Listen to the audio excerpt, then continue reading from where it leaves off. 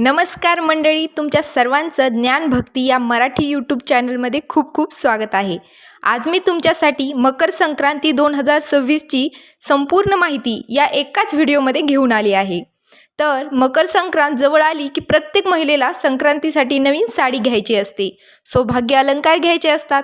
त्यामुळे दरवर्षी सर्वच महिलांना पडलेला प्रश्न असतो की यावर्षी संक्रांत ही कोणत्या रंगावर आहे। कारण आपल्या हिंदू धर्मात संक्रांतीने ज्या रंगाचं वस्त्र घातलेलं असतो तो रंग पूर्णपणे घालत नाहीत, तो रंग वर्ज्य केला जातो किंवा घातला जात नाही। म्हणून Makar Sankranti 2026ची A to Z अशी संपूर्ण माहिती मी या व्हिडिओमध्ये सांगणार आहे। त्यामुळे व्हिडिओ संपूर्ण पहा आणि त्याआधी ज्ञानभक्ती मराठी चॅनलला सबस्क्राईब नक्की करा, कारण या चॅनलवर नेहमी तुम्हाला भक्तिपूर्ण आणि ज्ञानवर्धक व्हिडिओ पाहायला मिळतील। तर आपल्या व्हिडिओला लगेच सुरुवात करूयात।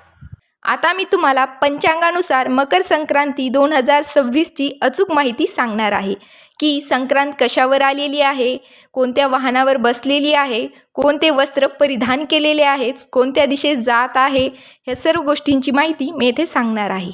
मकर संक्रांती 2026 बुधवार दिनांक 14 जानेवारी 2026 म्हणजे शके 1947 पौष कृष्ण 11 रोजी दुपारी 3:06 सूर्य हा मकर राशीत प्रवेश करीत आहे।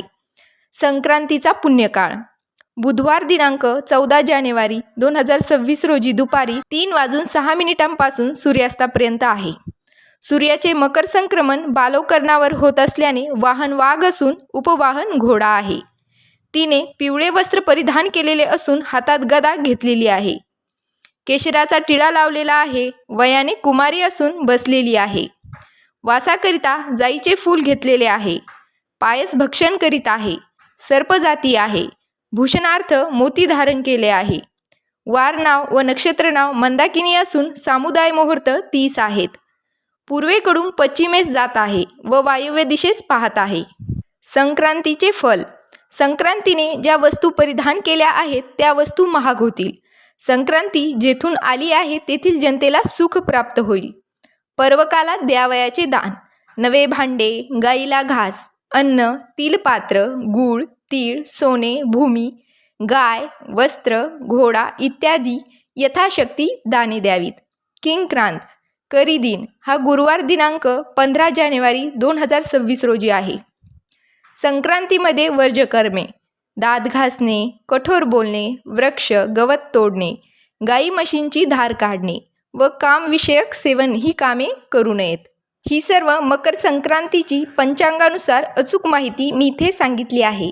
संक्रांतीने ज्या ज्या वस्तू परिधान केलेल्या आहेत त्या त्या वस्तू वर्ज्य करत असतात। 2026 रोजी मकर संक्रांतीने पिवळे वस्त्र घातलेले आहेत। मग बऱ्याच महिलांना असा प्रश्न पडतो की फक्त पिवळी साडीच वर्ज्य करायची का, ज्या गोष्टीमध्ये पिवळा रंग आहे अशा सर्व गोष्टी मी तुम्हाला माझ्या पहिल्या व्हिडिओमध्ये पण सांगितलं होतं की यावर्षी मकर संक्रांत ही पिवळ्या रंगावर आली आहे, म्हणून पिवळी साडी, पिवळ्या बांगड्या, पिवळी फुलं वर्ज्य करा, घालू नका। पण एका ताईने मला कमेंट केली की ताई पिवळा रंग वर्ज्य आहे, मग सोनं घालावं की नाही। तर यावर्षी मकर संक्रांत ही पिवळ्या रंगावर आल्यामुळे आपण साडी, बांगड्या, गजरे, अजून काही शृंगाराच्या वस्तू, पिवळ्या रंगाच्या वस्तू आपण पूर्णपणे घालत नाहीत। मग अशा वेळेस त्या ताईसारखा बऱ्याच जणींना प्रश्न पडतो की सोनं पण पिवळं आहे, मग सोनं घालावं की नाही घालावं। तर जसा चांदीचा रंग पांढरा ग्राह्य धरला जात नाही तसा सोन्याचा रंग नुसता पिवळा ग्राह्य धरला जात नाही, कारण आपण सोन्याच्या रंगाला सोनेरी रंग असं म्हणत असतो। म्हणून संक्रांत जरी पिवळ्या रंगावर आली असली तरी सोनं हे सोनेरी रंगाचं असतं। माझ्या मते आपण सोने हे घालू शकतो। तसेच आमच्या भागात सर्व महिला आवर्जून संक्रांतीला सोन्याचे अलंकार घालतात। तसेच यावर्षी पुण्यकाळ हा 3:06 पासून ते सूर्यास्तापर्यंत राहणार आहे। तर पुण्यकाळाचं एवढं काय महत्त्व आहे आणि काय करत असतात पुण्यकाळात, तर जे आपण देवापाशी जाऊन वाण देत असतो ते वाण नेहमी या पुण्यकाळातच द्यावं।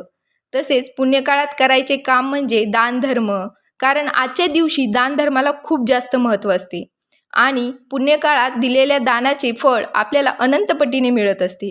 म्हणून संक्रांतीला तुमच्या हिशोबाने वस्त्रदान, अन्नदान आणि अशा बऱ्याच प्रकारची दानधर्म तुम्ही करू शकतात। तसेच यावर्षीचा मकर संक्रांतीचा सण खूप आनंदाने आणि उल्हासाने साजरा करा। तसेच संक्रांत ही पिवळ्या रंगावर आल्यामुळे तुमच्या भागात सोनं वर्ज्य करतात की नाही हे कमेंटमध्ये नक्की सांगा। आपल्या सर्वांना मकर संक्रांतीच्या खूप खूप शुभेच्छा. माझी आजी म्हणायची की मकर संक्रांतीला शुभेच्छा नसतात तर तिळगुळ घ्या आणि गोड गोड बोला असं म्हणत असतात आणि तिळगुळाचे लाडू एकमेकींना वाटत असतात. आपले सण खरंच खूप भारी आहेत, कारण संक्रांती काळात थंडी खूप वाढलेली असते आणि अशा थंडीच्या काळात शरीर हे आतून उष्ण राहावं म्हणून तीळ आणि गुळाचे पदार्थ हे खाल्ले जातात. आपल्या सणावारांमध्ये देवपूजेसोबतच शरीराची काळजी घेणाऱ्या गोष्टी पण आहेत, म्हणून आपले सर्व सणवार नेहमी आनंदाने आणि उल्हासाने साजरे करत जा. माझ्याकडून पुन्हा एकदा सर्वांना मकर संक्रांतीच्या खूप खूप शुभेच्छा. तिळगुळ घ्या आणि गोड गोड बोला. आणि तसेच हा व्हिडिओ आवडला असेल तर व्हिडिओला लाईक करायला विसरू नका. आणि तसेच भक्तिपूर्ण आणि ज्ञानवर्धक व्हिडिओ पाहण्यासाठी माझ्या ज्ञानभक्ती या मराठी चॅनलला सबस्क्राईब नक्की करा. धन्यवाद.